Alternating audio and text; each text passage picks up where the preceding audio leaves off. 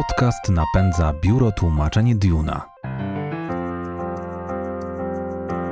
Przetłumacze. Podcast o tłumaczach, tłumaczeniach, językach i komunikacji. Cześć, tu Kacper Wawrzak i kolejny odcinek podcastu Przetłumacze. Dziś goszczę Magdę Żelazowską, dziennikarkę, podróżniczkę i autorkę książek o Nowym Jorku, Nowojorczykach, Ameryce i nie tylko. Rozmawiamy o mieście, które nigdy nie śpi, o różnorodności i samotności. Jak zamknąć Stany Zjednoczone w książce? Posłuchajcie. Dzień dobry, nazywam się Magda Żelazowska, jestem pisarką, dziennikarką, autorką 6 książek. Moja ostatnia książka to Nowy Jork, miasto marzycieli. Nie bez powodu Nowy Jork, spędziłam tam ponad 3 lata i bardzo mile wspominam ten okres. Dzisiaj mieszkam już z powrotem w Warszawie, łączę w moim życiu czas na pracę zawodową, na pasję, którą jest przede wszystkim pisanie. I o tym z przyjemnością dzisiaj z Państwem porozmawiam. Pani Magdo, bardzo się cieszę na to spotkanie. Troszkę nam zeszło na przekładaniu spotkań kilkukrotnie, ale się w końcu udało. To też jest ciekawa historia, bo tak naprawdę powodem, takim ostatnim triggerem do spotkania było to, że zwyciężyła Pani w konkursie facebookowym naszym, gdzie nagrodą było właśnie spotkanie w podcaście. Prędzej czy później myślę, że trafilibyśmy na siebie i porozmawialibyśmy o tym, o czym rozmawiać będziemy dzisiaj.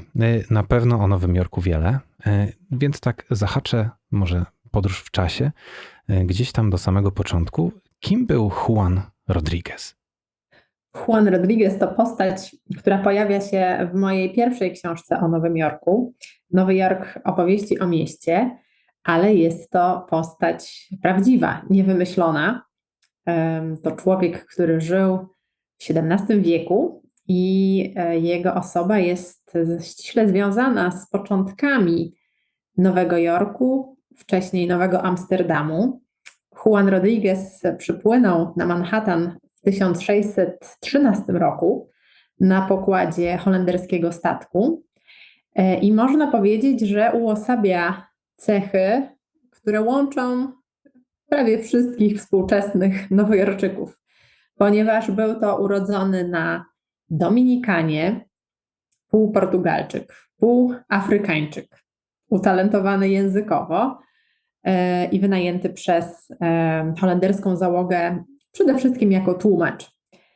I można powiedzieć, że Rodriguez był jednocześnie pierwszym Europejczykiem, pierwszym Latynosem i pierwszym czarnoskórym człowiekiem, który zamieszkał na terenie dzisiejszego Nowego Jorku. W dodatku pojął za żonę Indiankę, rdzenną mieszkankę wyspy Manhattan.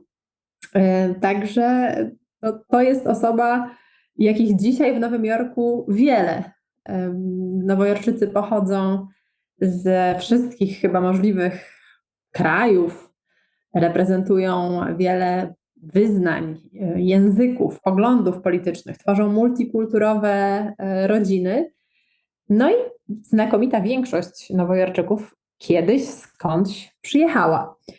Bardzo lubię postać Juana Rodrigueza, ponieważ pokazuje ona, że już od samego zarania nowojorskich dziejów to miasto było budowane przez przybyszów, przez ludzi, którzy uwierzyli, że warto jest pokonać długą drogę, żeby przeżyć swoje życie lepiej, inaczej, żeby coś zdobyć, odkryć. Dla nas tu w podcaście myślę, że tym bardziej Juan Rodriguez jest ważną postacią, dlatego że był pewnie jednym z pierwszych tłumaczy w delegacji. Pozdrawiamy wszystkich tłumaczy i tłumaczki pracujących właśnie w ten sposób, podróżując. Jeżeli chodzi o sam Nowy Jork, różnorodność to chyba rzeczywiście jedno z pierwszych skojarzeń, tylko jak należy ją przyjmować? Czy jako pozytyw, czy taką cechę, do której można by się przyczepić? Ja myślę, że Nowojorczycy podchodzą do tej otaczającej ich różnorodności dosyć obojętnie. Ona po prostu jest. I czy się chce, czy nie, należy ją akceptować w swoim własnym interesie.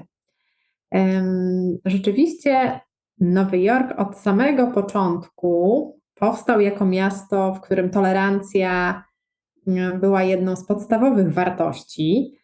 To jest miasto założone przez Holendrów. Dosyć szybko ono trafiło w ręce Brytyjczyków i tutaj można by się spierać, że ale przecież to Brytyjczycy, Purytanie, niekoniecznie bardzo otwarci na odmienność, bardzo zasadniczy, ale prawda jest taka, że do Nowego Jorku od samego początku trafiali ludzie z różnych stron, z różnych państw i różnych wyznań. Nawet jeżeli oni przypływali na przykład na holenderskim czy na angielskim statku, to nie oznacza, że byli to tam wyłącznie Holendrzy albo wyłącznie Anglicy. I bardzo szybko musieli nauczyć się ze sobą współpracować. Najpierw z Indianami, później z tymi, którzy napływali, tak jak pierwsi osadnicy, pierwsi mieszkańcy. No a potem już potoczyło się w miarę z rozwoju miasta, ta różnorodność stawała się coraz większa. Nowy Jork nabierał znaczenia jako port, jako punkt przeładunkowy, więc siłą rzeczy te kontakty handlowe wymuszały akceptację dla odmienności, bo inaczej nie sposób było na początku przetrwać, a później dobić korzystnego targu, a na tym przecież wszystkim zależało. Więc myślę, że nad różnorodnością w Nowym Jorku nikt się specjalnie nie zastanawia, nikt też nie przypisuje tolerancji i jakichś wielkich walorów, jeśli chodzi o wartości. To jest po prostu element krajobrazu tego miasta i trzeba się przystosować. No właśnie, paradoksalnie z takiej różnorodności, z odmienności, z wielości składników powstaje jednak jakaś charakterystyczna tożsamość, jakiś byt. Co jeszcze można o Nowym Jorku powiedzieć, tak gdyby chcieć go rzeczywiście zamknąć w jakiejś formie takiej krótkiej, streszczonej? Co jest w nim najbardziej fascynującego, a jakie są największe kontrasty? Dla mnie najbardziej symboliczna jest w Nowym Jorku energia, bo nie jest to ani miasto, które wydaje mi się bezlitosną, nowoczesną dżunglą, nie jest to również stara europejska stolica. Jest to miasto, które jest rozrzucone na kilkudziesięciu wyspach. Mówi się o Nowym Jorku, że jest to zbiór etnicznych wiosek, które do siebie przylegają, takich okolic, sąsiedztw, w których mamy zupełnie inne krajobrazy, jeśli chodzi o fasady budynków, szyldy, biznesów, restauracji. Mieszkają tam ludzie określonego pochodzenia, którzy lubią być razem, lubią mieć takie swoje zaplecze.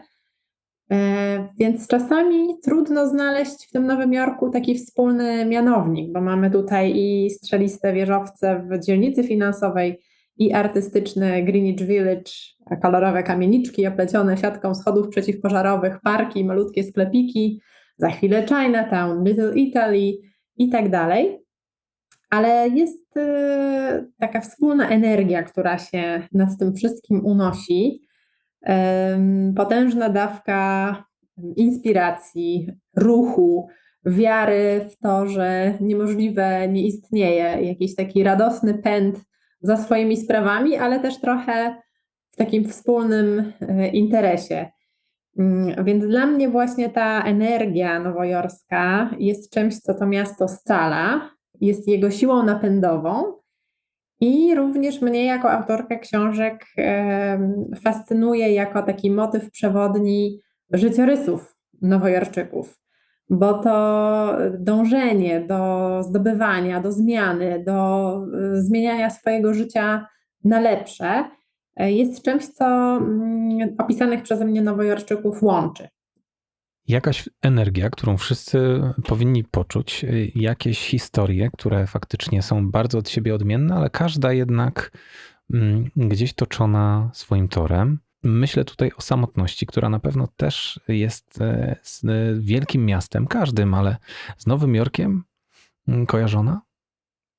To prawda, trudno tutaj tego poczucia samotności uniknąć w takim molochu, bo jest to miasto, które liczy około 8 milionów mieszkańców, a przecież jeszcze przetacza się tutaj codziennie rzesza turystów, osób, które przyjechały tutaj w celach biznesowych, które się tutaj chwilowo przesiadają, więc już sam fakt pozostawania w takim tłumie skazuje nas trochę na poczucie no właśnie takiego wyobcowania.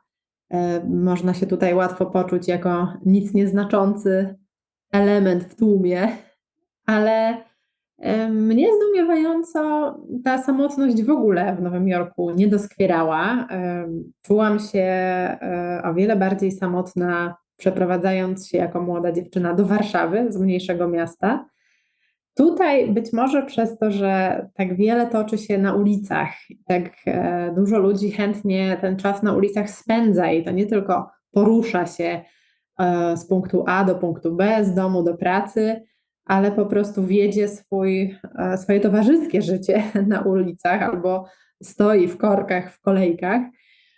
To przez to ci ludzie są też bardziej otwarci na tłum, na to, żeby w tym tłumie razem ze sobą przebywać, a nie tylko omiatać się spojrzeniem i potykać się wzajemnie o siebie. Może to dzięki amerykańskiej łatwości nawiązywania small talku. Sami Nowojorczycy też bardzo szybko muszą nawiązywać relacje, choćby z tego powodu, że często się przeprowadzają. W ogóle Amerykanie jako społeczeństwo należą do bardzo mobilnych nacji. Przeprowadzają się kilkanaście razy w życiu, średnio 11 razy w życiu według najnowszych ankiet, co sprawia, że muszą bardzo szybko się adaptować, a szybka adaptacja to jest łatwość nawiązywania kontaktów, nie tworzenie dystansu. Nowojorczycy w ogóle też chętnie zaliczają nowo przybyłych w swoje szeregi, czyli jak już się tam dotrze, co nie jest proste, jeśli chodzi o przeprowadzkę, to już się jest jednym z nich bardzo szybko. Oni są tutaj o wiele bardziej demokratyczni, nie oddzielają, kto jest prawdziwym Nowojorczykiem, a kto jest tylko przyjezdnym, bo tam każdy kiedyś przyjechał. Jest tylko kwestia tego, czy to było kilka pokoleń wstecz, czy akurat to jedno aktualne pokolenie. Więc to wszystko sprawiało, że ja tam się samotna nie czułam. Być może jest to jakiś moja osobista perspektywa. Może przez to, że ja wyjeżdżając do Nowego Jorku miałam już swoją rodzinę, a na przykład przeprowadzając się do Warszawy tej rodziny nie miałam, dopiero musiałam sobie stworzyć taką siatkę relacji od nowa i to bywało czasami frustrujące. Ale wydaje mi się, że jest w tym mieście coś takiego, co sprawia, że łatwo jest tam znaleźć towarzystwo, chociażby tylko na chwilę. No i tu aż prosi się faktycznie, tak jak wspomina Pani o tym, kto jest tutejszy, kto nie jest. Aż prosi się o porównanie, zresztą sama Pani porównuje do Warszawy z własnego doświadczenia, ale mamy tutaj też bardzo, bardzo ciekawy dowód pisany, mianowicie książkę pod tytułem Zachłanni z 2016 roku Pani autorstwa, w której opisuje Pani zjawisko słoików. Może wróćmy na chwilę do Nowego Jorku jeszcze z tym pytaniem. Czy w Nowym Jorku to by miało jakby rację bytu? Zrozumiałby Nowojorczyk kim są słoiki? W pewien sposób pewnie doświadczeniem każdego Nowojorczyka jest przeprowadzka do tego miasta. No oczywiście są tacy, którzy się w Nowym Jorku już urodzili, ale to wtedy pewnie słyszeli o jakichś rodzinnych historiach przeprowadzenia się do Nowego Jorku. Natomiast raczej nie spotkałam się z tym, żeby w Nowym Jorku ktoś traktował kogoś z wyższością z powodu tego, że ta druga osoba przyjechała z jakiegoś mniej atrakcyjnego miejsca.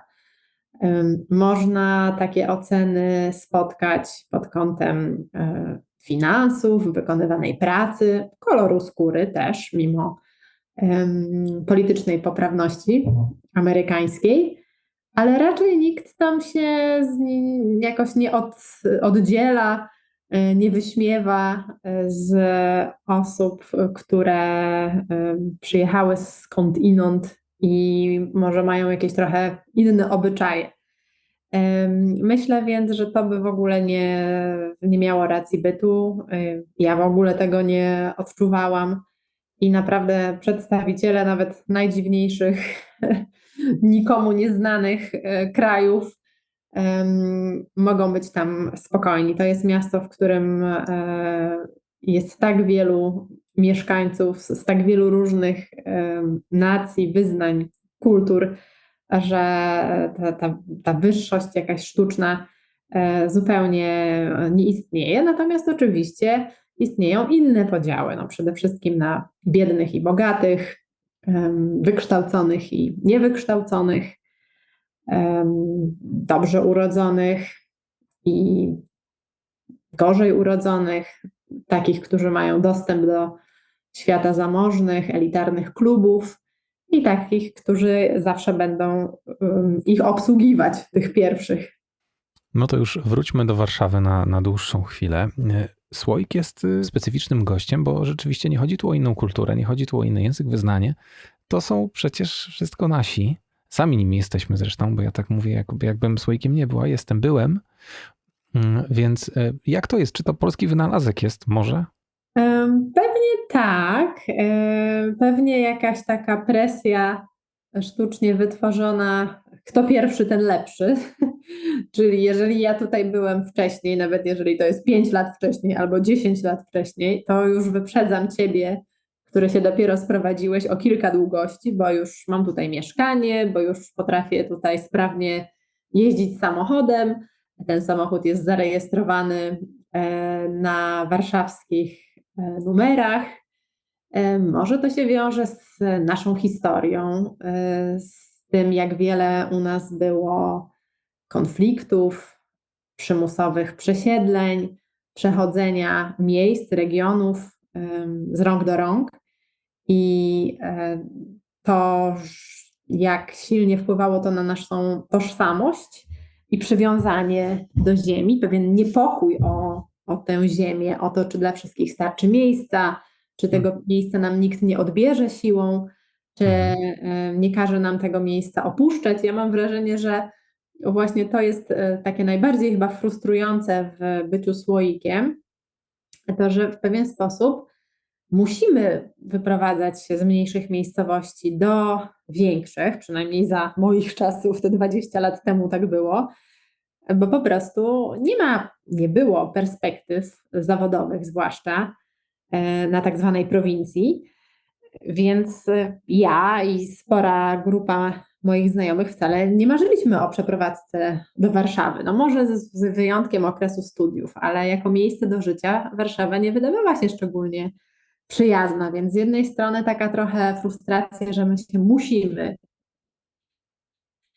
przeprowadzić, żeby się choćby utrzymać, no a z drugiej strony to, jak trudno jest doczekać się własnego mieszkania, jak trzeba się układać ze współlokatorami, z kapryśnymi właścicielami mieszkań, którzy organizują castingi, którzy wypowiadają umowy, podwyższają czynsze, więc jest tutaj cały czas taki aspekt swojego miejsca i przywiązania do tego miejsca, prawa do tego miejsca. Natomiast to w Nowym Jorku wygląda po prostu inaczej. Tam również trzeba walczyć o swoje miejsce i zarabiać ciężką pracą na niebotyczne koszty utrzymania. No ale tutaj nie unosi się nad tym taki klimat przymusu i frustracji. Ten wyścig toczy się trochę inaczej pewnie. Jak mówiła Pani o tym, że kto pierwszy, ten lepszy, no oczywiście, że to polska cecha przecież. Wystarczy wybrać się nad polskie czy niepolskie może i powalczyć trochę o leżak na wakacjach. Chyba rzeczywiście coś w tym jest. W takim razie, jak przygotować się na taką emigrację? No, parę lat temu może rzeczywiście była ona bardziej konieczna. Teraz dzięki pracy zdalnej niekoniecznie trzeba się przenosić do wielkiego miasta, no ale można sobie wtedy choćby poczytać jakąś książkę na ten temat, na przykład Zachłannych Pani autorstwa, ale wybierając się za granicę, tu już trzeba pewnie troszkę uważniej się pakować, troszkę uważniej się przygotować. No i wypadałoby, wybierając się do Stanów czy do Nowego Jorku jako takiego, też się przygotować na to i o Nowym Jorku jak najwięcej dowiedzieć, o ile to w ogóle możliwe, żeby przygotować się na taką podróż w 100%, czy choćby blisko 100%. No i teraz, czy Amerykę, czy Stany Zjednoczone da się w ogóle zamknąć w książce? O nie, oczywiście, że się nie da. I to jest moja zmora, kiedy piszę o Stanach. Napisałam 3 książki o Stanach, 2 o Nowym Jorku, 1 o samej Ameryce i za każdym razem, i myślę, że się tego już nie pozbędę, towarzyszy mi takie przytłaczające poczucie, że nie jestem w stanie opisać tego ogromu terytorialnego, ogromu wrażeń, zdarzeń, przeżyć, spotkanych postaci, zaobserwowanych zjawisk. Mam takie wrażenie, że każda próba napisania książki będzie skazana na porażkę właśnie przez to zagrożenie powierzchownością, wycinkowością. Poza tym też są to tematy już bardzo wyeksploatowane. Bardzo dużo przecież pisze się o Ameryce, o Nowym Jorku. Do dyspozycji pozostają nam niezliczone przewodniki, blogi, już pomijając literaturę.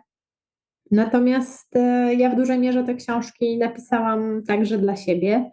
One miały mi pomóc zapamiętać szczęśliwe dni i lata w Nowym Jorku. Pisałam o tym, co mnie interesuje, ale też co wydaje mi się może być pomocne właśnie dzięki tej perspektywie Polki przeprowadzającej się do Stanów, do Nowego Jorku, bo jest to doświadczenie, które pewnie może pomóc innym osobom planującym taki ruch z bardzo praktycznego powodu. Mnóstwo trudnych decyzji trzeba podjąć rzeczywiście, próbując zamknąć taką formę książkową. Przecież zawsze mogłaby być 2 razy grubsza, a z drugiej strony dlaczego nie o połowę krótsza? Może taka bardziej nasycona zdjęciami, a może kilka z tych zdjęć nie powinno tam trafić, tylko warto wypełnić tę przestrzeń tekstem. Dążę tutaj do tego, co właśnie najtrudniejsze chyba przy próbie zamknięcia takiej formy. Co powinno zająć naszą uwagę, a z czego powinniśmy jednak zrezygnować? Gdzie stawiać jakąś kropkę, a gdzie otwierać cudzysłów, gdzie dwukropek? Pisząc książkę o jakimś miejscu. Myślę, że bez względu na to, czy piszemy o miejscu, czy o jakimś wykreowanym świecie, czy zjawisku, no to zawsze czeka nas pewna selekcja. Ja staram się, żeby moje książki były możliwie uniwersalne, żeby nie były to jakieś hermetyczne przemyślenia niezrozumiałe dla kogoś innego, albo jakieś relacje z osobistych podróży, które może niekoniecznie są interesujące dla osób postronnych. To jest oczywiście zawsze pewien kompromis. Kompromis pomiędzy czasem, jakim dysponujemy na napisanie książki, między objętością, która w ogóle na rynku ma szansę się przyjąć, bo mam wrażenie, że dużo trudniej dzisiaj wydać książki, które są krótkie, choć sama w mojej biblioteczce mam sporo bardzo krótkich książek, które są świetne, tak jak mój ulubiony esej o Nowym Jorku Here is New York, który napisał E.B. White. Polecam wszystkim tę książkę. Z drugiej strony książka zbyt opasła niekoniecznie też spotka się z entuzjazmem wydawcy, który oceni ją jako drogą w produkcji i przytłaczającą liczbą zbędnych detali. Więc zawsze trzeba wypośrodkować. I tak też stało się w przypadku chyba wszystkich moich książek. Natomiast jest to oczywiście indywidualna decyzja każdego autora. No i przecież właśnie dlatego czytamy książki, że są one tworzone przez indywidualnych ludzi, którzy nam coś oferują, zapraszają nas do swojego świata, chcą się dzielić swoimi przemyśleniami i robią to na swój sposób. I tę osobistą perspektywę, ten wybór tematów albo kupujemy, albo nie.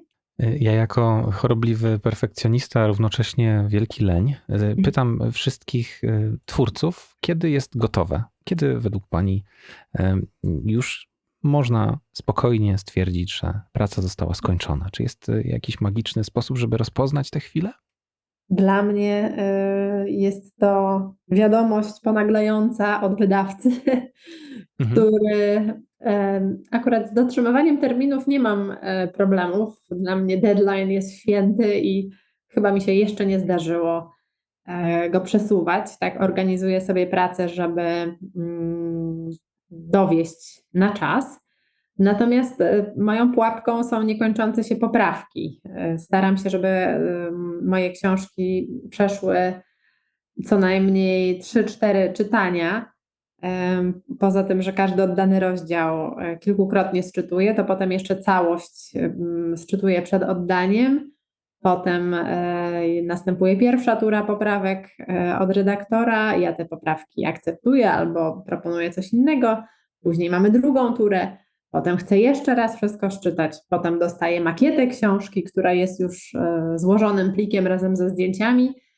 I również chcę ją przeczytać, czy przypadkiem przy składzie coś się nie poprzestawiało, czy się nie pomyliły podpisy, czy się słowa dobrze przeniosły.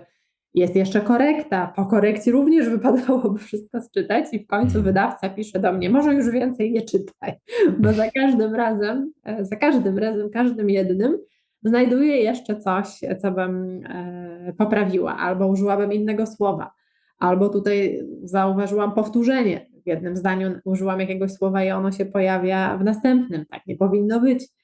No ale kiedyś rzeczywiście trzeba skończyć i czasami ta decyzja przychodzi z zewnątrz, albo wiem, że po tym ostatnim czytaniu już następnego po prostu nie będzie i koniec.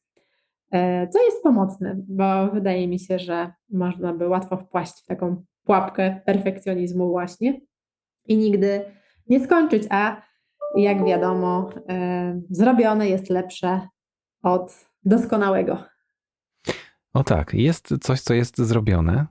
Być może nawet jest doskonałe. Nie wiem, bo jeszcze nie czytałem. Książka pod tytułem Nowy Jork, miasto marzycieli z tego roku. Właściwie sprzed chwili, prawda? Proszę trochę o niej opowiedzieć. Mam nadzieję, że nic tam się nie znajdzie, jeśli chodzi o jakieś literówki czy błędy. Ja mam taki paniczny lęk i właściwie nie czytam moich książek, kiedy je mam już w ręku. Czytam do oporu przed oddaniem do druku, ale potem boję się tam zaglądać. Czasami oczywiście gdzieś tam parę zdań przeczytam, ale w niejednej mojej książce na pewno zdarzyły się jakieś literówki. Czasami ktoś tam o nich mi opowie albo zwróci mi na nie uwagę, natomiast trudno, akceptuję to. A wracając do Miasta Marzycieli, to jest druga książka o Nowym Jorku, która powstała trochę w odpowiedzi na duże zainteresowanie moją pierwszą książką o Nowym Jorku, czyli Nowy Jork opowieści o mieście. Chciałam napisać o Amerykanach jako społeczeństwie, ale wydawca zachęcił mnie do tego, żebym zabrała czytelników ponownie do ich ulubionego Nowego Jorku. Dlatego postanowiłam, że tym razem opowiem o mieszkańcach, którzy moim zdaniem stoją za niezwykłą atmosferą tego miasta. I chciałam się przyjrzeć Nowojorczykom w tej ich całej różnorodności, Nowojorczykom żyjącym i tym z przeszłości. Poza tym chciałam się przyjrzeć ludziom, którzy są zarówno zamożni, bo Nowy Jork to najbogatsze miasto świata. Mamy tutaj 340 000 milionerów, więc trochę im się przyjrzałam, ale też tym zupełnie zwykłym, niepozornym Nowojorczykom, którzy zamiatają ulice, otwierają drzwi, obsługują taksówki, dowożą jedzenie. Z tych wszystkich życiorysów wybrałam te, które są moim zdaniem najciekawsze, najbardziej uniwersalne i byłam zaskoczona, jak wiele tropów prowadzi do nowojorczyków. Jak wiele rzeczy codziennego użytku, którymi się na co dzień posługujemy, wymyślili właśnie nowojorczycy. Jak wiele marek odzieżowych, kosmetycznych stosujemy, które właśnie w Nowym Jorku zostały wymyślone. Jak bardzo ten Nowy Jork jest obecny w naszym życiu, nawet jeżeli nigdy tam nie byliśmy. Tym, którzy chcieliby zainteresować się nową pozycją pani Magdy Żelazowskiej, polecamy stronę żelazowska.bezpolskichznaków.pl. Tam więcej informacji, również w sieci, spokojnie wpisując nazwisko bądź tytuły tych książek sobie poradzicie. Pani Magdo, bardzo serdecznie dziękuję za to spotkanie, za rozmowę i cieszę się, że się udało porozmawiać. Może jeszcze kiedyś będzie okazja przy kolejnych wydawnictwach. Oczywiście polecam się na przyszłość i serdecznie dziękuję. Ja również bardzo dziękuję za zaproszenie i za rozmowę. Wam również, drodzy słuchacze i słuchaczki, bardzo dziękuję za uwagę i już teraz zapraszam do wysłuchania kolejnych wydań podcastu Przetłumaczę. Do usłyszenia.